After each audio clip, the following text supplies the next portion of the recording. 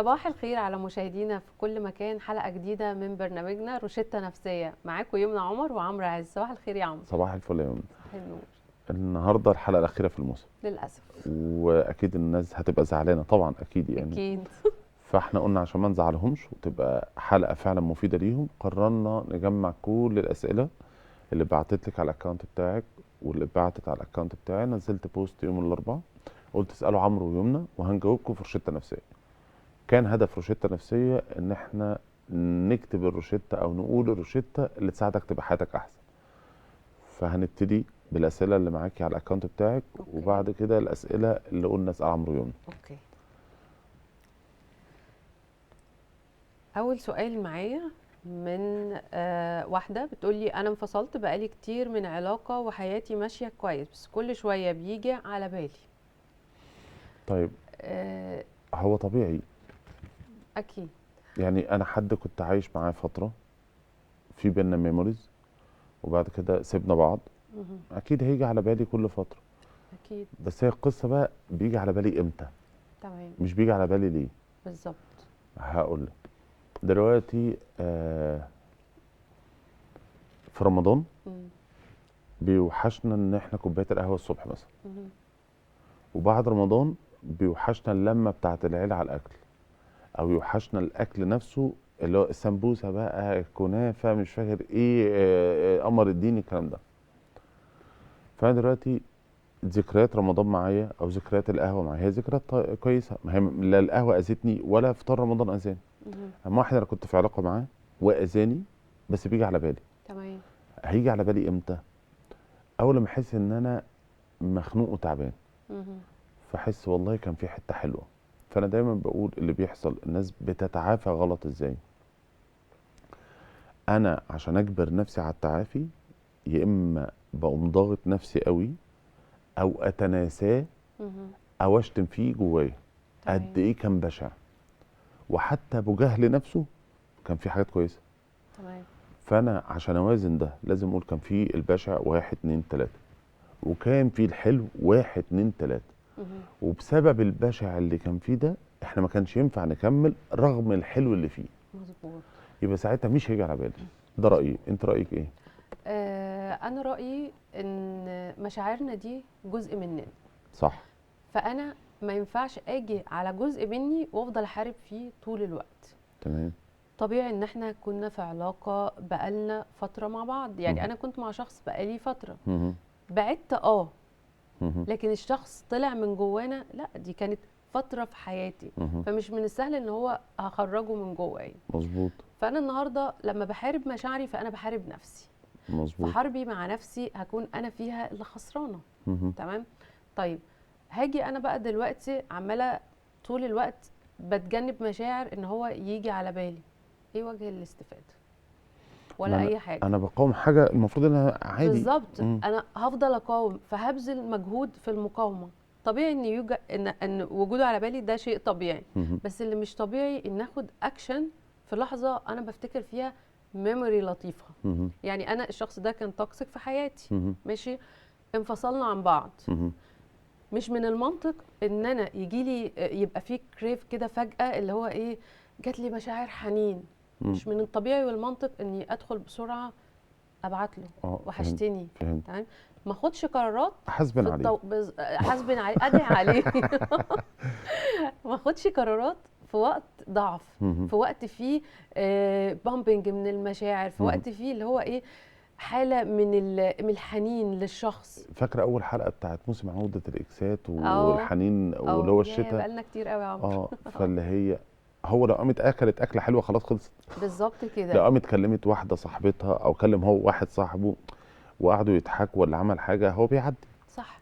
المشاعر احنا بنحترمها وبنقدرها. احترامك لمشاعرك هيخليك مرتاح على فكرة. مهم. اللي هو ايه، فكرة منطقي جدا انه يجي على بالي. ما هو بالظبط. ما كانش فازة في حياتي، لا اه كان بني ادم. هو كان دمه تقيل بس كان بالظبط. بني. قرفنا بهدلنا مرمطنا تمام زي الفل. بس كان شخص انا عشت معاه فتره من الزمن، فطبيعي اني هفتكره في موقف مهم. من المواقف، في ريحه برفيوم، في لبس، في اي حاجه في الحياه. اللي هو عادي والله كان كويس ابن تيد. بالظبط عارفه والله كده. كان دمه خفيف بس اه، كان يلا يلا الله ربنا يسامحه. ينتقم منه. فبنحترم مشاعرنا علشان نعرف نتقبلها، وعلشان احنا من جوانا نبقى مرتاحين. صح صح. تمام. هنكمل من اللي عندك على الموبايل ولا نجيبهم على الشاشة؟ لا، هاتوا مع الشاشه بقى، انا هفضل امسك الموبايل. ماشي، نطلع على الشاشة ونشوف الأسئلة. ازاي اوازن حبي عشان ما يبقاش تعلق زيادة؟ ما هو في فرق اصلا بين الحب والتعلق. بالظبط. هو الحب فيه توازن اصلا. كنت لسه والله بعمل سيشن مع حد قبل الحلقة على طول، فكانت بتقول دايما اللي بيحب اكتر هو اللي بينجح العلاقة. هو كلام غلط طبعا، اه طبعا. ملهاش علاقة بالحب. ما ممكن واحد مريض وبيحب مراته جدا، او واحدة مريضة وبتحب جوزها جدا بس قاعدة تأذيه، مم. هو ده كلام. اما الحب نفسه شيء تاني. هو الحب جزء منه ان انا بديك مساحتك وباخد مساحتك، بضحي عشانك وبتضحي عشاني، ببذل عشانك وبتبذل عشاني. التعلق هو شيء تاني غير ده. يا اما انا ببذلك ومش محتاج منك حاجه، يا اما عاوزك تبذل لي بس مش هعمل حاجه، يا اما هفضل بشكك فيك انك بتقدر، ان انت هقعد اشكك فيك واتهمك فتفضل في حاله دفاع. فالحب بريء من كل ده. مظبوط. فانا ازاي اوازن حبي؟ ان خلي حبك صحي او خلي التعلق بتاعك صحي. مهم. لان كده كده يبقى عندنا تعلق. اما تعلق فيه مشكله، هو ده المشكله. المشكله في التعلق، هو مش حب، مهم. ده تعلق. صح. احنا كلنا بلا استثناء عندنا تعلق. انا مهم. عندي تعلق، انت عندك تعلق، الكاميرا عندها تعلق، اللي صح. وراها اللي اه طبعا. عندنا تعلق. ده شيء صحي، مهم. شيء صحي لو التعلق امن. فانا اه اول لما بسمع حد بيقول لك فك التعلق، بعتبره انه زي قلب الحبيب. صح دي فعلا. اشتغاله. اه مفيش دي حاجه اسمها حقيقة فك فعلا. تعلق. مهم. في حاجه اسمها تحويل التعلق من تعلق غير امن لتعلق امن. بالظبط كده. غير كده لا. ما هي فكرة ان يبقى في تعلق في حياتنا، ده الطبيعي، علشان انا امتى اصلا هخاف اني افقد الاشخاص من مهم. حياتي؟ الا اذا كنت متعلق بيهم، اللي هو هخاف انهم يبعدوا عني، هخاف ان هم ما يبقوش موجودين في حياتي، خوف، ده شيء طبيعي. فهحافظ. بالظبط خوف كده، والخوف محرك مش فوبيا. لا طبعا. ما ما هو هو انا كل ما هو يعني الاقرب والميل للسواء والاتزان، كل ما انا خلاص انا في زون كويسه، انا في زون صحيه، انا في زون امنه. مهم. تمام. الحب اللي هو انا بشوفه حاجه كده قائمه على التقدير، على الاهتمام، الاحترام، الحاجات اللي هي المثاليات اللي احنا بنقول عليها مثاليات. مش هو ده مثالات، ده الحب الطبيعي الحقيقي. اصلا. ما هو انا بقول هو ده الحب. بحب حد فبخاف على زعله، بحترمه، بقدره في وجوده، في عدم وجوده. حلو. وفي آه المقابل هو يكون بيعمل معايا ده. ما انا فاهمه، انا بقول هو ده لا، اصل الناس فاكره حب اللي هو انا لو بعمل ده بس عشانه يبقى انا كده بحبه. اي لا حبيبي، طبعا. لا ده كده مش حب، ده تعلق. ما هي الفكرة ان الناس اصلا عندها مفهوم غلط عن الحب. هو بص يا عمرو، هو الحب ده عبارة عن طاقة، ماشي؟ مهم. واحنا زي ما قلنا قبل كده ان الطاقة لا تفنى ولا تستحدث من مهم. العدم. مهم. فانا النهاردة شخص عمال بديك، انا طول الوقت عمال بدي بدي بدي، وانت النهاردة ما بتدينيش اي حاجة، فانا النهاردة طاقتي بتنفذ. حلو. طيب مين هيجدد طاقتي؟ او الطاقة دي هتتجدد منين؟ ما بتتجددش من الهوا مهم. مثلا يعني. لازم في حاجات، لازم انت بتديني حاجات، فهي دي اللي بتغذي العلاقة وبتكبرها وبتنميها وبتخلي الطاقة دي تنور اكتر واكتر مهم. وتكبر يوم عن يوم. لكن انا النهارده طالما اللينك اللي ما بيني وما بينك دوت هو بينتهي عند الحتة دي، فانا دي طاقتي انا بس، فهيجي وقت والطاقة دي هتفضل تتلاشى تتلاشى لحد ما خلاص انا بس انا لو هوقف قاعد حب. اعمل واعمل واعمل واللي قدامي ما بيعملش تمام. ومكمل اها. لغايه ما وقعت، ده تعلق. لا، ما هقول لك على ما هو طبعا تعلق، بس انا بتكلم في ان انت بتبقى داخل العلاقه، انت مش ناوي ان انت تتعلق بالشخص، بس بتبقى داخل بنيه صافيه. يعني بشوف بنات اللي هو ايه، داخله بتدي وبتحب وبقلبها. ما هو ده المنطق يا جماعه، احنا ما بندخلش العلاقات اللي هو ب... المنطق بيقول ب... اعمل ويتعمل لي. تمام. ما هو انا النهارده مثلا ايه، هجيب لك كادو، في عيد ميلادي انا في عيد ميلادك انا جيت حلو. عيد جبت لك ميلادك يوم كادو. 1/1، عيد ميلادي يوم 1/10. تمام. فاحنا هنفضل خلال ال10 شهور دول انا مستنيه، يعني انا مش يعني اللي هو ايه، ما هو في ال10 شهور دول انا ما, هعمل ايه؟ ما هي مش مناسبه واحده انا اللي في طول فاهمه. السنه. انا قصدي انا جبت لك هديه في عيد ميلادك يوم 1/1 وانا تمام. عيد ميلادي يوم 1/10. تمام. حلو، اثناء السنه انت بتتعاملي معايا ازاي؟ ماشي، بس انا من يعني بلاش اكون جادجمنتال طول الوقت، اللي هو انا عايزه احكم طول الوقت على العلاقه دي. لا ده مش صح على فكره تمام. برضو، اللي هو انا داخله العلاقه بموتيف ان انا هشوفك، هختبرك انت بخيل ولا لا. بيضايقوني جدا البنات اللي تقولك ايه، اصل انا بدفعه في مش عارف ايه لا وباخده لا، الاماكن انا اللي ضد ايه عشان ضد. اشوف حبه واشوف بخله واشوف. احنا يا جماعه العلاقات اسهل وابسط من انا كده كنت في مره بكتير. في حلقه، فالمذيعه بتسالني بتقول لي ايه، انا المفروض اختبره بخيل فلبسه هديه كبيره اشوف بخيل ولا لا، اه. وعصبه اشوف هيتعصب ولا لا، اه. ومش فاكر حاجه ثالثه كده. فقلت لها خلاص، وانا هضربك عشان اشوف انت هتستحملي تستحملي. عصبيتي ولا لا، وهبقى بخيل عليك عشان اشوف هتستحملي وقت زنقتي ولا لا. لا ايه حلوه الجو دي يا ده؟ عمرو بجد، ايوه تمام. هو مش جو، في فرق اللي هو دلوقتي انا وانت، انا حطيتك في اختبارات او انت حطيتني في اختبارات في مهم. الشغل. تمام. لا طبعا. لا، اتحطينا في اختبارات. احنا لا، احنا بندخل في يعني اسمعني في اسمعني، بدايه احنا حطينا اختبارات، بس مش كده. مش اللي هي بورقه وقلم، احنا ايوه، مش قاعدين اللي هو حاسبينها احنا لبعض. والله اتفقنا عملنا كذا، لقيته بيتعامل كويس، هو بيتعامل كويس، فهنا الشغل ده حابين نكبره، هيتعمل كده، عاوزين نكبره، هو مازال كويس وهي كويسه، نكبر عادي. انا وانت قررنا نفتح مركز مع بعض. مهم.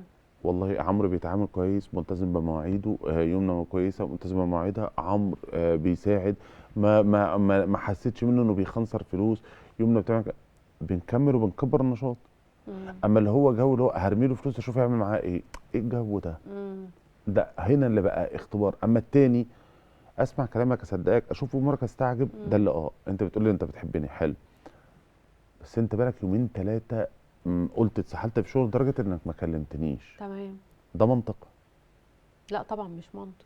طيب، في البديل بقى بتاعي اقول لك، اللي ايه، اللي بيحب كده كده هيلاقي وقت. لا، انا ممكن اكون مضغوط مهم. وهعتذر ان انا مضغوط، اه وبحاول اعمل الحد الادنى من التواصل. بالظبط. انت دلوقتي انت عشان تيجي مثلا حلقه قلتي انا مطبقه ما نمتش، مهم. ورحت شغلي وعملت مش فاكر ايه، هل ده كامل تركيزك؟ لا، هيبقى اقل شويه، اكيد. بس ببذل مجهود. اه. الناس اللي جايه عاوزه تتفرج عليا وعاوزه اساعدهم وعاوزه اجيب لهم الاجابات اللي تساعد، انا كل ده بعمله، بذلت مجهود. تمام. طيب تعالي نكمل لغايه بالليل، لغايه 10 بالليل هنقعد 12 ساعه بنصور، موافقه؟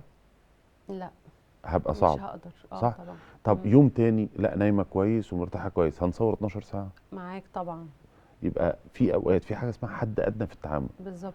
يومين ثلاثه ما بيعبرنيش، ده يعني ده ممسوك في قضيه مهم. يعني تتقبض عليه بشحنه لا مخدرات. عنده بريورتي في حياته، انت النهارده مرتب اولوياتك، انا انا المفروض انا مع اكون الاولويات. اولويه. او طبعا ما هو بص، بيضايقني قوي الناس اللي بتقعد تنصح نصايح، يعني ايه، لما اجي يعني كنت منزله بوست من فتره كده مم. اللي هو ايه، اللي بيحب ما بيعرفش يبعد، اللي بيحب ما بيقدرش ان هو يعاقب بالخصام والبعد والهجر والقطيعه. مم. لقيت اللي هو ايه، لا امال ازاي تعرفي قيمتي لا لا لا لا لا، وازاي في، تقدري نعمة وجودي في لا حياتك. لا، انا حد يعني يختبرني اسيبه ما هي في الحتت دي. اما لا، انا وانت بالظبط. دلوقتي اختلفنا وقعدنا مهم. نتكلم وشدنا مع بعض، فانا عاوز اخد بريك عشان ما نخسرش بعض، اه. فانا بعدت. ينفع؟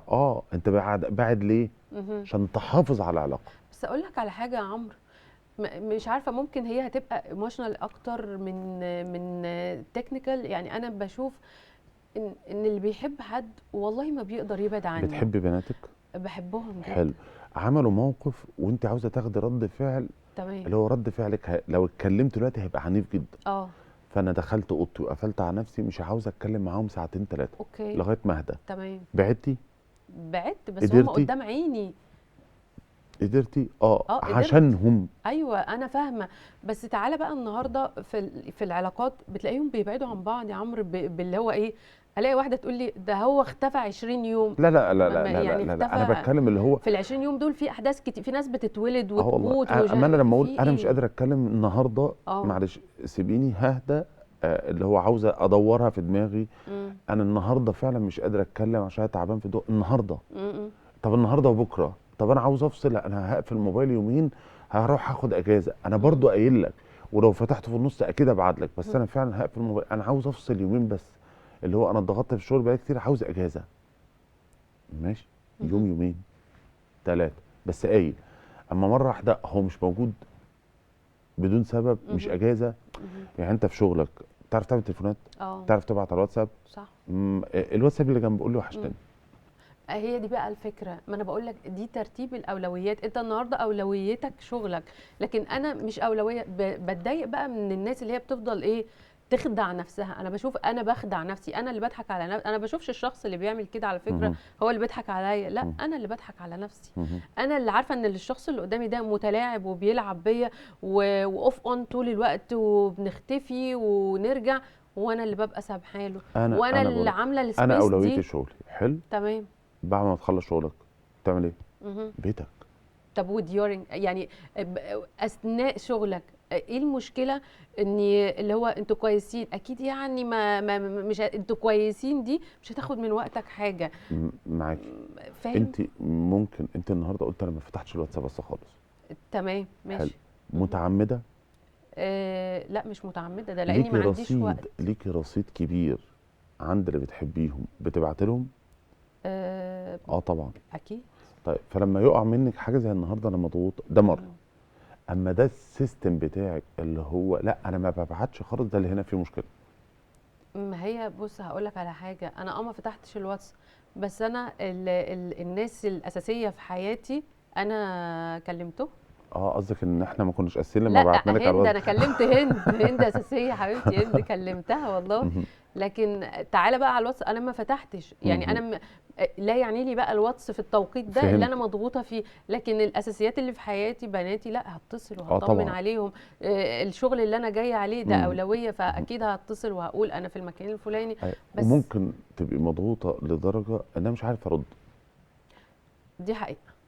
طيب دي حقيقه. احنا خلصنا التعلق كتير. تمام. هنطلع فاصل ونرجع تاني نكمل بقيه الاسئله.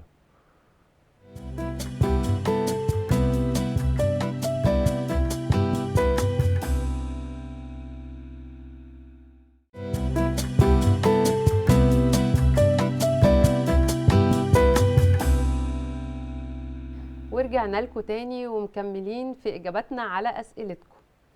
السؤال اللي معايا بصراحة مهم جدا، وعلشان كده اخترته من ضمن الأسئلة ان انا اجاوب عليه في بداية فقرتنا. بنتي في فترة مراهقة وبتعمل اخطاء كتير، عاوزة البسها الحجاب واغير طريقة لبسها. آه، البسها الحجاب واغير طريقة لبسها. طيب هو انا النهارده ليه ببتدي باخر الطريق؟ يعني انا ليه ببتدي بالحجاب؟ طب هو انا ما علمتهاش اساسا الحجاب ده ليه؟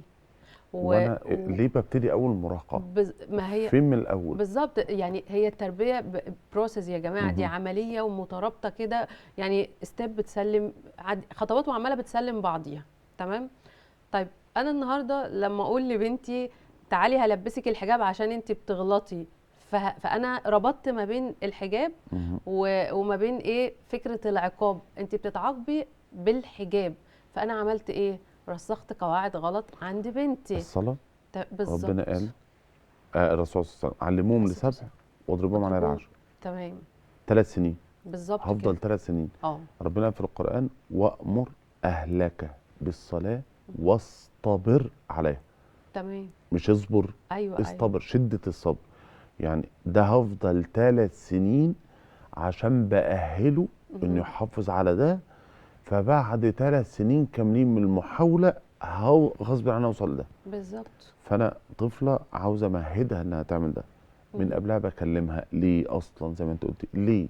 بالظبط كده. انا طول الوقت انا ببقى محتاجه اعلمها ان في حاجه اسمها ربنا، احنا بنطمن بيه روحانيات، واعلمها اول حاجه فعلا الصلاه، صح كده؟ عشان الصلاه دي هي اللي بتهذب الاخلاق صح. بتاعتنا، هي اللي بتعلمنا ان في ربنا. انا بروح اقف قدامه بالحجاب، فانا الحجاب غصب عني انا هلبسه اصلا، لاني هبقى حاسه دايما خلاص اللي هو انا كبرت. الحجاب دوت فرض في الصلاه، فطبيعي بالتبعيه ان هو فرض علينا واحنا بره البيت.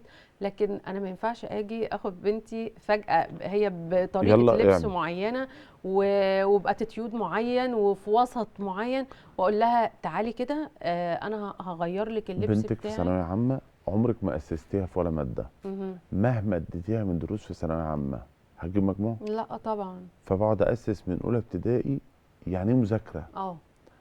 يعني ايه التزام. مهم. فلغايه ما يوصل عند ثانوي لما تقول له يلا يلا. بالظبط. الحصان عشان ينزل السبق هو سريعنا ارميه لا طبعا هو بيتدرب. بس. فاذا بالظبط. كان ماتش كوره بنتدرب عشانه، مهم. في حاجه تانية بنتدرب عشان حاجه تالتة بنتدرب عشانها. ليه عند ده انا مش باهلها نفسيا وسلوكيا انها تعمل ده؟ ما هي الفكرة ان احنا بنبقى عندنا ايه، افكار مغلوطة ان التربية لما يوعى بقى، لما يكبر بقى، لما ينضج بقى. طب وما قبل، ما قبل مظبوط. النضج النهارده السب كونشس بتاعي انا عمال بيتكون فيه ايه؟ يعني انا العقل اللاواعي اللي هو مسؤول اصلا عن جودة حياتي حاليا، ومسؤول عن سلوكياتي واضطراباتي وكل حاجة في حياتي، انا خزنت فيه ايه؟ ما خزنتش والحجاب فيه. عباده صعبه.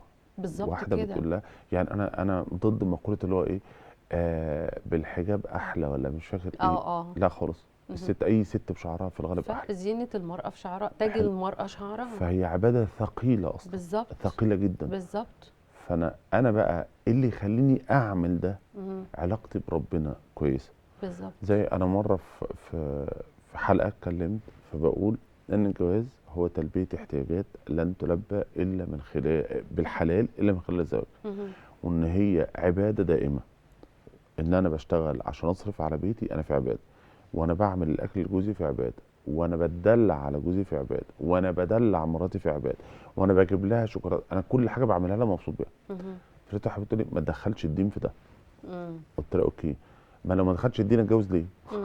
صح فعلا. ما هو ايه اللي مخليني لازم اتجوز؟ عشان مش هينفع اعمل حاجه حرام. مهم. ايه يعني ايه كلمه حلال وحرام؟ ما ده دين. مم. يبقى انا لازم اتجوز. فانا لو بص، بنتي زي ما انت قلتي في حاجه اسمها صح وعيب، وفي حاجه اسمها حلال وحرام. بالظبط كده. احنا بقى محتاجين ندعم ثقافة التربية على الحلال والحرام، مش على فكرة الثواب والعقاب. لان مهم. انا النهاردة لما باجي اقول لها خدي تعالي، ده انا هلبسك الحجاب ولبسك ده لازم يتغير وصحابك دول لازم يتغيروا، فانا ربطت عملت كده اقتران شرطي ما بين ان الحجاب منحها من الحياه. بالظبط كده. وبقى هو الحاجه السيئه في حياتها دلوقتي مع العمر. انا بيجي لي حالات والله العظيم يا عمرو في سن الثلاثينات تلاقيهم يقول لك انا عايز اخلع الطرحه اه طبعا. لان انا لبستها غصب عني. انا حاسس ان وفكره التمرد دي هي ما هي عندها احساس موجوده ان بسبب الحجاب كده. كان قهر، فانا عاوز بالظبط. اشيل القهر. بالظبط. اما لو حست العباد ده الحجاب ده عباده اه. وقرب لربنا، طب اقلعه ليه؟ بالظبط كده. فاحنا محتاجين نغير المنتاليتي بتاعتنا في تربية اولادنا شوية. محتاجين ان احنا نعلمهم في ربنا، في حلال، في حرام، في ربنا بيطمن قلوبنا، في ربنا احنا المفروض نخاف منه، احنا في قوة عظمى احنا اه عايشين اصلا بنخاف منها. لا تخاف مني ولا تخاف من غيري، في حد فوق اصلا شايفنا ومطلع. لان انا لو علمت بنتي ان هي تخاف مني انا، فانا مش متواجدة في كل زي الاماكن وفي اللي هو كل عندي الاوقات. جناحين، الخوف والرجاء. الرجاء في الجنه، والخوف من النار. تمام. ربنا غفار وذو عقاب شديد. مهم. فده موجود وده موجود. ننقل بالظبط على كده. الاسئله اللي في الشاشه. اتفضل. سؤال. اسئله البلازما لو سمحت. أيوة. انا عندي دايما احساس بالخزي وان سبب اي مشكله بتحصل لي اعمل ايه؟ احنا هنجاوب الاسئله نحاول نخليها اسرع. اوكي. احساس الشيمينج مهم. ده جاي في الغالب من حاجات اتقالت لي وانا صغير، اوكي. ان انا سبب في اي مشكله. مهم. سواء انت اختهم الكبيره انت المفروض ما تغلطيش. مم. انت ازاي تعمل ده؟ انا امبارح كنت في محاضره طويله عريضه بتخانق معاهم، بس ان الطبيعي مش ان انا اعمل الصح. مم. انا عشان اعمل الصح بقاوم ثلاثه. مم. بقاوم نفسي الاماره بالسوء، بقاوم شياطين الانس، بقاوم شياطين الجن. تمام. وبيساعدني بس النفس اللوامه، وممكن نقول صحبه صالحه. مهم. غير كده مفيش. مهم. فانا ببذل مجهود. ربنا قال في القران والذين جاهدوا فينا لنهدينهم سبلنا. مم. ببذل مجهود عشان ما اعملش. تمام. يعني الطبيعي ان انا لما بعمل الحاجه لما اعمل الصح ده مش طبيعي، مم. ده بيبذل فيه مجهود. يعني انت النهارده كان ممكن اقعد في البيت ومش هنزل. صح. فمش الطبيعي ان ما الطبيعي انزل الشغل، لا انا قومت نفسي عشان اوصل الشغل. مم. فالانجازات الصغيره دي الناس ما بتشوفهاش. صح. اللي هو انا قمت من السرير وغسلت اسناني، حبيبي انت قمت، في ناس تانية مش قادره تقوم. مظبوط فعلا. فاللي هو احساس الشيمينج او الخزي اللي عنده مم. ده ناتج من رسائل دايما بتتكرر ان هو سبب في كل مصيبه، بالظبط كده. فبقى متضايق من نفسه. او احتمال تعرض للتحرش مم. او تعرضت للتحرش واهلها حسسوها ان المشكله فيها، بالظبط فبقى كده. عندها احساس برضو ان سبب المشكله. مهم. للأسف إن كل صدمات الطفولة هي أسباب اضطراباتنا فيما بعد. مظبوط ماشي. مظبوط. واحنا صغيرين احنا كان بيطلب مننا طول الوقت نبرر، اللي هو عملت ما عملتش انا ببرر مهم. لبابا وماما، انا ببرر لهم، مهم. فاضيه مليانه انا ببرر لكم طول الوقت. ففكره التبرير اساسا بتولد جوانا اللي هو ايه، انا طول الوقت عندي شعور بالذنب، اصل انا مهم. ببرر حتى وانا مش عامله، انا مطلوب مني ابرر طول الوقت. فبقيت دخلت في دايره الاوفر ثينكينج اللي هو مهم. ايه، انا طب يا ترى هو انا صح ولا انا غلط، طب اللي انا عملته ده انا السبب فيه، طب يا ترى انا ظلمت، يا ترى ما ظلمت، انا جيت كل ده عليك ما حوار جيتش عليك. داخلي بيكسر فيا، بالظبط بيكمل تكسير كده. فيا. فكل دي ال الاساسيات بتاعتها كانت منين؟ كانت بسبب معامله الابوين الخاطئه. طيب انا وساعات بيبقى ابوين كويسين بس انا اللي فسرت ده. لا، او ممكن برضو على فكره انا عمري ما بلوم على الاب والام، هم لا بيتصرفوا بدون انا وعي، انا بتكلم اي، فاهمه. لا في هقول لك زي ايه، فيلم وندر انا بقول لهم كان في عندها طفلين، بنت اديتها كل الاهتمام وبعد كده جه ولد عنده تشوهات في كتير في وشه وفي عقله، في وشه مش في عقله بس في وشه، وعامل عمليات كتير وي فغصب عن الاب والام بدأ يصب تركيزهم على الطفل ونسيوا بنتهم. فبنتهم حست بالاهمال. ده شيء طبيعي ان تحسوا الاب طبعا. والام متعمدين هذا لا الخطأ؟ طبعا مش لا متعمدين. فاللي هو انا ممكن يكون ابويا وامي ظالمين فعلا وممكن يكون غير متعمدين الظلم، بس انا اتأثرت. بالظبط كده. هي الفكره ان هم اهالينا بيتعاملوا معانا بدون وعي وبدون خبره، هم ما درسوش التربيه الايجابيه، هم ما درسوش ازاي اربي طفل سوي، هم بيربوا بفطرتهم واللي اتربوا عليه، فهم بينقلوا خبراتهم في الحياه. وممكن اكون درست بس مش عارف اطبقه وبغلط، بني ادم. بالظبط كده، احنا بشر ماشي وفطرتنا الخطأ. طيب انا النهارده وانا صغير انا كنت شخص انا اللي هو ايه، مفروضه عليا كل حاجه، بس انا النهارده بقى عندي وعي وبقيت مستبصر. كبرنا بقى وسيبنا البزازه. وبقيت مستبصر بمشكلتي، انا بقيت عارف ان انا اللي هو ايه، دماغي اتفتحت بما فيه الكفايه، وبقيت عارف انا في التوقيت دوت ببقى عندي شعور بالخزي ليه، فانا عندي اسباب، فانا المفروض ان انا اتصرف بوعي اكتر وبنضج اكتر. اسال نفسك ليه رسالتك بتقول ده ورد عليها برد تاني. بالظبط كده. ليه انا السبب في كل حاجه؟ بالظبط. ليه الطبيعي ان انا اعمل الصح؟ حوار العقل ده يا عمرو ما شفتش اجمل منه، ان ادخل في ديبيت مع نفسي، انا اللي طول الوقت بجادل نفسي، ما شفتش فيه يعني المجادله تخلق بالظبط مايند سيت جديد يخليه مفيش تعافي اكتر من كده من اي حاجه. ان انا الحوار الداخلي مع مفيش حد في الدنيا هيلبس روحي ويعمل معايشه لحالتي ولا اللي انا حاسه بيه غيري انا. لا احسن مني. بالزبط. ممكن اللي هو الكوتش او الدكتور، بس ده فتره لغايه ما انت، لان هو مش لاصق فيك، انت أيوة اكتر واحد لاصق بنفسك. انا النهارده اساسا مستحيل اكون شخص مستبصر غير لما حد يقول لي تعالى كده وياخدني من ايدي، خد تعالى انت عندك مشكله هنا، 1 2 3، بس لازم اكون مصر ان اعرف اكملها انا. تمام. لان انا المنسق ليا. ما هي البروسيس اللي بعد كده دي بتاعتي انا ماشي، لكن ما قبل انا محتاجه حد يديني فلاش ويقول لي ايه، خد بالك في عندك هنا مشكله في كذا ومحتاجين نمشي بخطوات كذا وكده كده. انا مش عايشه طول الوقت باللايف كوتش او الثيرابيست او السايكولوجي. لا انا هو مرحله بيزق العربيه وانت ارمي. بالظبط كده. السؤال اللي بعده، ليه الستات بتغير؟ ايه بقى ستات؟ طب انا مالي؟ طيب وتخفف غيره ازاي وتحمي جوزها ازاي من اللي جوه؟ يعني تحمي جوزها من اللي حواليه، تحمي جوزها من اللي حواليه؟ مش فاهم. لا السؤال يعني السؤال صعب. احمي جوزي منين؟ هو في ايه يا جماعه؟ في ايه؟ انت مش مربيه بوبي صغير، احميه ازاي؟ هو ليه الناس بتعمل، كان في جمله عجبتني قوي، استشاره بالانابه. ازاي اخلي جوزي يعمل كذا، ازاي اخلي جوزي ازاي اخلي مراتي تعمل ده. لا ممكن تسال قول ايه، ازاي اتعامل مع جوزي فيبقى مبسوط، ازاي اتعامل مع مراتي فتبقى مرتاحه، ايه اللي الراجل محتاجه، ايه اللي الست محتاجه. ده مش سؤال بالانابه، ده سؤال انا دوري ايه بالظبط كده. اما لا اخفف غيره ازاي. هو الغيره شعور دايما مرتبط بخوف وعدم ثقه بالنفس وحقد. وعدم ثقه بالنفس. بس خوف وحقد. والله وعدم ثقه بالنفس يا عمرو. طب يعني انا واقف ولقيت مراتي بتهزر مع راجل، اه فانا جيت غيرت. لا استنى، احنا بنتكلم عن غيره الست، انا بتكلمش عن غيره الرجل. واقفه غيره الرجل دي حميه، دي ما انا ما لا بتكلمش لا، انت فيها. واقفه ولقيتيه بيهزر مع واحده اوكي. وغيرتي، اه حقك ولا مش حقك؟ اه طبعا حق. اما اللي هو واحده بصت له، امم فلو اي هو عمل ايه؟ لا ما عملش واحده قالت حاجه. له صباح الخير، اي هو عمل ايه؟ ما عملش حاجه. واحده قدم، هو عمل ايه؟ طول ما اخدش رد فعل فانت زي الفل، واحنا طول ما هنعاملك انا ما كويس. قفشتش على رد فعل ما قفشتوش خلاص هو تمام. تمام. فاللي هو اخفف غيره ازاي؟ اللي هو انا من الاخر بقول اللي هو انا مش هضحك على صنايعي. امم الصنايعي جاي مطلوب منه يعمل حاجه، فانا يا اما واخده امين يا اما مش امين. اه اما انت انا هجيبه مش امين، وايه اللي اعمله؟ هركب كاميرات وهديله فلوس اكتر وهوقف حد جنبه وعاوز يسرق هيسرق. مهم. فاختاري شخص امين من الاول، ادي واحد. مهم. اتنين، انا اخفف غيري ازاي؟ ما انا المفروض ان انا مختار الامين اللي هو مش هيعمل ده. مم. طيب احميه من اللي حواليه ازاي؟ يعني هقول لك، ما تنزلوش جعان من البيت، تمام. ما تنزلوش متعصب من البيت، ما تنزلوش متنكد من البيت، مش مع مم. كل تليفون لازم اشتكي من حاجه. ساعتها انت كده حميتيه من شرور نفسه. صح جدا.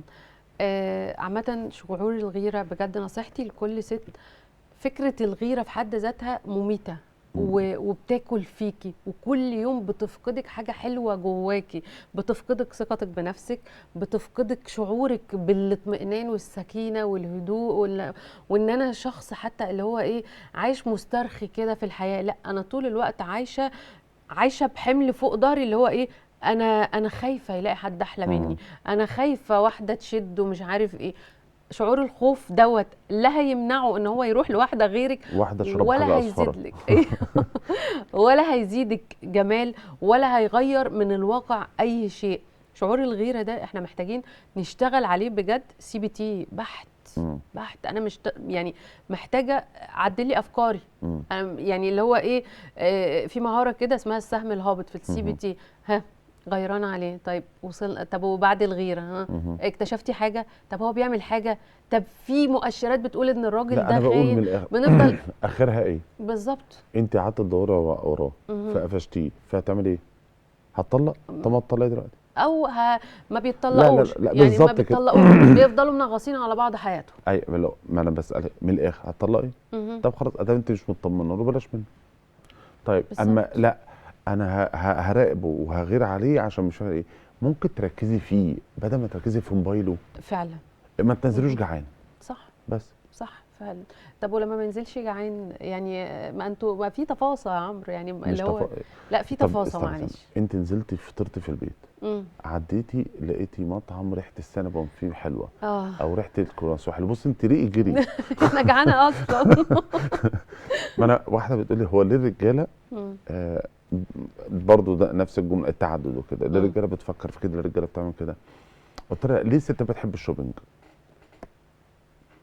عادي عشان احنا ما بنحبش. فانا قلت لها لو جوزك اداكي كريدت 10000 انزلي هات اللي انت عاوزاه، حتى لو ما فيش حاجه في دماغك هتلاقي في حاجه طلعت. طب خليهم ب 20 هلاقي، 50 هلاقي، 100 هلاقي، مليون هلاقي، هتلاقي في كل مره. طب دي تفاصيل؟ لا انا كست بحب الشوبينج، وانا كراجل بحب ايه؟ بيتي ما تودناش في داهيه. خلاص السؤال اللي بعده. لما اتنفض وانا نايمه واجز على اسناني واصحى الاقي نفسي كنت قافله ايدي جامد، هل محتاجه اروح لدكتور؟ ومش دكتور عضوي، لازم سايكاتري، مش دواء، هي مش هتاخد دواء. لا هو احنا طالما في حاجه عضويه، طالما ضغط على اسنان فانت محتاجه. ده ضغط، ده في ضغط جوه. انا فاهمه تمام. انا قصدي جلسه هروح عشان اخد دواء عشان يديني مهدئ، انا عالجت العرض. لا مش عايزه مهدئ. احنا بص هقول لك على حاجه، في حاجه اسمها الامراض النفس الجسميه السايكوسوماتكس. طيب انا النهارده اساسا دكتور الاسنان بيرفير الحاله عليا علشان بيبقى جه انزلاق في الفكين من كتر الضغطه على الاسنان، فاحنا انا محتاجين. قصدي انا مش محتاج، مش لازم تبقى في روشته، لا، بس في انا حالات محتاج ممكن، اطلع. بس في حالات ايوه ممكن طبعا. توصل ليفل اللي هو انت محتاجه تهدي، لان في ناس اساسا بتصحى الصبح ضغط على لسانها لدرجه ان هي في ناس بتقطع لسانها. ده تمام، ساعتها هو بياخد دواء عشان يهدى، عشان بعد ما يهدى يعرف يسمعني. اما بالظبط. العلاج بالكلام اهو، هو البلقايه الكبيره. هو العلاج بالكلام هو فعلا تويست كبير في الاسترس، في علاج مم. مم. الضغوط، ماشي. ده لو احنا ما عندناش حاجه عضويه يعني مسببه مفيش ده. اي حاجه عضويه مسببه اللي احنا فيه دوت، فتمام احنا مم. بنلجأ للثيرابي والسايكولوجي واللايف كوتش. الكلام ده كله حلو جدا، وبيقدر يهندل لك يومك وبيقدر يظبط لك حياتك، فبيبقى دي خطوه مهمه جدا.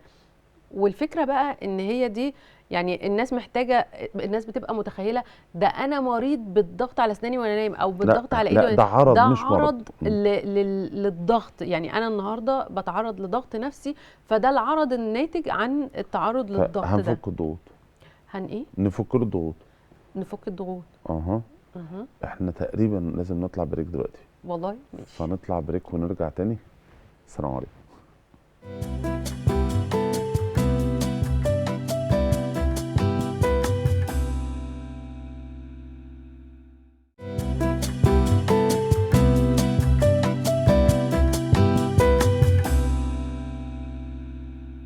ورجعنا لكم تاني ومكملين مع بعض في فقره الاسئله. معانا سؤال بيقول: اختي بتغير مني وبتستكتر عليا كل حاجه، وبقيت بخبي كل حاجه منها ومبقتش مرتاحه في وجودها. طيب، انت النهارده شايفه ان اختك بقت بتغير منك، تمام. شعور الغيره دوت بينم عن ان في اضطراب مهم. في الشخصيه. مش مسؤوليتي ان انا اعالج اضطرابات الاخر، لكن مسؤوليتي ان ان احمي انا نفسي من اذى الاخر. انا مسؤوليتي ان انا احمي مساحتي من الامان، مساحتي من اللي هو ايه، الراحه النفسيه، ان انا اعيش في جو انا مرتاحه فيه. طيب، مهم. هي شخص مفروض عليا في الحياه النهارده، هل من حقي ان انا طول الوقت اضايقها واقول لها انت بتعملي، انت غيرانه مني، انت لا مستكتره مش عليا؟ مش من حقنا خالص اننا نعمل كده. لكن انا بقى عندي وعي واستبصار ان مهم. اختي دي هي مضطربه وبتعاني من مشاكل نفسيه، وربنا يشفيها يا رب. بس انا هعمل ايه بقى؟ مش مهم. هلاقي مثلا حدث يفرح في حياتي، او انا مثلا لا في مش حاجه. هروح استفزها باحداث بالظبط كده، مظبوط. زي انا عارف ان ده بيحسد ما بتحكيش قدامه. بالظبط كده، هو ده اللي احنا بنعمله. انا ليه اعرضها لتريجر؟ ليه اصلا؟ ليه اروح قدامها اقول ده انا مثلا اشتريت البلوزه الفلانيه، او انا في شخص بيحبني او بيقدم لي او بيجيب لي؟ ليه اروح احكي الحلو قدامها؟ في حتة تانية، جزء كبير من اسباب الغيرة ممكن المقارنات بين الاهالي، مهم. الاهل بيقارنوا، صح او جدا. تكرار سلوك. انا بشوف امي بتغير من اختها فبكرر. واحد منهم هو اللي مركز على التصرف ده، مش لازم امي، ممكن ابويا، مهم. ممكن خالي، تمام. ممكن حاجة مشهد في التلفزيون. فاللي هو دوري انا ناحية نفسي ان انا احمي نفسي ازاي، مهم. وهي التانية اللي بتغير. دورك لو انت عندك احساس ان انت مش قادرة تفرحي لاختك لما تعمل حاجه، دوري على حد تروحي عشان مهم. نعالج المشكله دي عشان تكون احسن. بالظبط. يعني قصدك ان هي تنصحها ان هي تتعرض لا على مش متخصص؟ هتستقبل، مستحيل بس. تستقبل. انا بغير منك مهم. فاستقبل منك انت نصيحه نروح اعالج غيرتي منك. ايوه، ما هي شوف حد تالت يقول لها. ماشي، نتنقل على السؤال تمام. اللي بعده في الشاشه بقى بلازما. كيف تتعامل مع شخص عايش دور الضحيه؟ ما تدلوش فرصه. بس اللي هو انا مصدع، انا مصدع اكتر منك. مهم. يعني نفضل نعلي على بعض طول انا الوقت؟ جيت بقول لك انا مصدع، قلت له مصدع اكتر منك. مهم. انا هم ردد عليه اقول لك معلش انا بتكلم عن نفسي، اه. لما اخلص مشكلتي هسمع مشكلتي. تمام. اما لما اجي اكلمك احنا نركز في حاجه. مهم. هو الضحيه ماسك من الماسكات اللي الناس بتلبسها لجذب الانتباه. مظبوط. فاللي هو انا مخنوق في حياتي، انا كذا. فانا في الاول هعمل لك السبورت والدعم، هلاقيك مهم. مستمر في ده. هقول لك ايه؟ دور الضحيه، دور الجو اللي انت معيشه لنفسك هيضرك على المدى الطويل. تمام. خد بالك عشان انت اللي في الاخر مسؤول عن جزء من حياتك. مهم. دور الضحيه اكتر حاجه تقتله ان انت ما تتعاطفش معاه. مهم. مره في مره خلاص يعني هو بيعيش هينتقل لحد تاني. بالظبط كده، يعني طلع امراضك بعيده عني. مهم. لكن طول ما انا بتعاطف معاه وببين له اللي هو ايه، يا حرام، طب انا ممكن ادعمك، طب انا مش عارف ايه، هيفضل طول الوقت اللي هو ايه، زي ما احنا بنفضل نقول النرجسي بيتغذى على الضحيه بتوعه، مهم. هو برضو اللي بيعيش دور الضحيه طول الوقت بيعيش بحته ايه، اللعب على المشاعر الناس اللي مهم. قدامه، اللي هو كسب تعاطف الاخرين، فاحنا هنقطع اللي هو محط الانظار. بالظبط. زي انا انا بقول. الدايره دي انا هقطعها لك من البدايه، انا مش متعاطف معاك اصلا، مهم. انا مش مصدقك. تمام. تمام. الله يعينك. ربنا يعينك. بص حطه جنب الحيط. بالظبط كده. كلنا حياتنا فيها ضغوط كده مم. يعني. تمام، نتنقل على السؤال اللي بعده. لو واحد بطبعه غلاط ومش بيشوف نفسه كده، ومهما اتكلم معاه يقول دي صراحة بدل النفاق، انت في ايه اسيبه؟ بدل النفاق اللي هو انا عارفة الناس اللي في جملة كده لابسة في زي اصل ده طيب اللي في قلبه على لسانه، اسمه جلياط، بالظبط. قليل الذوق، والله العظيم. ما عندوش دم، ايوه ايوه. ما عندوش لسان حلو. دي حقيقه اما ما فعلا. تقوليش لا مش احنا هنسميها جليات، مهم. قصدي هنسميها اللي في قلبي على لساني، اه وانا اللي في قلبي بقوله له. بالظبط كده. فده لو شايف ان الجليطه بتاعته اسلوب حياه وده مش نفاق، هتجليط عليه بنفس طريقته بالظبط، مش هيفهمه ان ده قد ايه بيوجع. بالظبط كده. كل الناس دايما عندها مقاييس مغلوطه قوي للشخص الطيب، اللي هو ايه، اللي قلبه ابيض النضيف، اللي هو يعني الطيبه حزم، لازم معاها حزم. بالظبط كده. وكمان فكره الطيبه يعني ايه، مش معناها الهطل، ان مهم. انت تبقى شخص اللي هو ايه، اهطل، عبيط في تصرفاتك، عبيط في ردود افعالك. واحنا مش دورنا في الحياه ان احنا نستحمل عبط وتخلف الناس مهم. التانية في حياتنا يعني ما تجيش النهارده كل يوم تفضل تديني طاقه سلبيه، او كل ما تشوفني تديني اي تعليق سلبي عليا وتقول لي اصلا أنا خايفه عليك، اصل انا بحبك فبوجهك، اصل انا، فاللي هو طول الوقت انت عمال بتصطدم معايا بكلام بيضايقني. فده مش ايه علاقه ده بالنفاق اساسا؟ فاهم. مش علاقه بالنفاق خالص يعني. تمام، السؤال اللي بعده. ما هي الامور لازم اخد بالي منها واتناقش فيها في الزواج من المطلق؟ ما هي الامور اللي لازم اخد بالي منها او اتناقش اه فيها في الزواج من المطلق من له ابن؟ مطلق له ابن. انت بكر ولا انت منفصله؟ طب تعالى نفترض ان فهي هي غالبا بكر، السؤال ده يعني بكر. بما انها بتقول لي ابن فهي يعني خلاص هي ما لهاش ولاد يعني. حلو، مم. تعالى نسال، هو ليه اختارني؟ انا مناسبه ليه في ايه؟ ايه مهم. دوري بعد الجواز؟ مهم. اللي هو انا هبقى مسؤول عن ابني ولا لا؟ مم. مامته دورها ايه؟ مم. آه هيعرف يكون حازم لو مامة الولد بتتدخل وبتقعد تعدل او بتتريق او بتعمل اي حاجه، ولا مش وفي حازم؟ سؤال مهم قوي يا عمرو لازم يتسأل، اللي هو ايه، هل في نية اصلا للرجوع، ان انت لا، ما حد، يعني كله بيقول لك ما فيش نيه وبعد كده بتلعب وبعد كده بيرجع؟ بترجع. لا، ما هو احنا كمان محتاجين ان احنا نشوف ابعاد الموضوع اساسا، وليه اصلا الانفصال، واحنا محتاجين نسأل على فكرة، يعني محتاج بص، هو طالما هاخد السؤال ده ما الخطوة. حدش هيجاوبه لك. بص عاوزه احنا تجيبيه بلفه. بالظبط، ما هو انا ما وراء هقول الموضوع يعني. ايه الحاجات اللي لو عملتها معاك هتقرر تمشي. مم. في الغالب هيقول لك اخر مشكله كانت ايه. مهم. اسالي اي حد اللي هو هتساليه بقى ايه اسباب الانفصال، مفيش نصيب، اصل اه. كانت وحشه، اصل كان ايه. مم. تسال سؤال اهو، لفه اهي. مهم. ايه الحاجات اللي لو انا عملتها هتتقفل مني وتمشي؟ وبرضه السؤال ده غريب شويه يا عمرو، يعني ايه الاسئله اللي اسالها لمطلق ليه ابن؟ هي فكره اللي اللي هو هو اطمن على الوضع ازاي. تطمن، لا احنا مفيش حاجه بنطمن بيها، احنا بقينا عايشين في حياه يا عمرو، حياتنا بقت زي البطيخه المقفوله، احنا ما نعرفش يا ترى الشخص ده. بس في بس علامات، هو لو مش لا حازم استنى، لا. استنى دلوقتي هو هقول لك على حاجه. قول. ايه العلامه يا عمرو لما انت النهارده هتيجي تقول لي والله انا طيب وكويس، بس انا مراتي هي اللي مش كويسه وعملت يعني انا دلوقتي شفتك ان انت اللي كويس صح، ده على تمام. حد قولك وعلى حد تمام. كلامك، هل هعرف اشكك فيه؟ يعني ما انا مش بقول هعرف في اشكك حاجات، فيه. انا هقول انا بقى كراجل وعندي ابن مم. ومطلق وعاوز اتجوز بكر، مم. اول سؤال اساله لنفسي ايه؟ مم. هي بتعرف تتعامل مع اطفال ولا لا؟ يعني انا دايما شايف مطلق عنده اطفال، معاه مم. اطفال، مم. اتجوز من واحده منفصله. تمام. اشمعنى؟ عشان هي عارفه يعني ايه اطفال، ففاهمه البتاع ده. طيب بس في حته تانية، عندك ولد، مم. اختار واحده عندها ولاد، عشان حته لما تيجي تفصل ولاد ببنات بتعمل مشكله. مم. طيب عنده ولد وبنت، شوف حد ولد وبنت، شوف مم. واحده بنتين، مم. شوف واحده ولدين، المهم ايه الدنيا تمام. كده. طيب وانا كمان يا عمرو على فكره انا محتاجه ان انا اشوف قدراتي، هل انا اتقبل ده في الحياه ولا لا. يعني انا بيضايقني قوي البنات اللي تقولك ايه اصل فرصه وما يتعوضش، اصل هو مش عارف مادياته ايوه كويسه. هتقدري. فبالظبط كده، اللي هو انت شايفاه فرصه دلوقتي، بس لما هتدخلي الحياه الماديات كله على مش الشط هتجلب لك. عوام. بالظبط كده، فانت محتاجه انت كمان تعرفي ان انت تقيسي قدراتك. قدراتك، صح بالظبط كده. كده. اللي هو انت هتقدري اصلا على ده. انا اه. كراجل هاجي اشوف هي تقدر تتعامل مع اطفال ولا لا، اه. لما اخرجها مع ابني هي بتتعامل ازاي، امم. هي مع ولاد اختها وولاد اخوها بتتعامل ازاي. امم.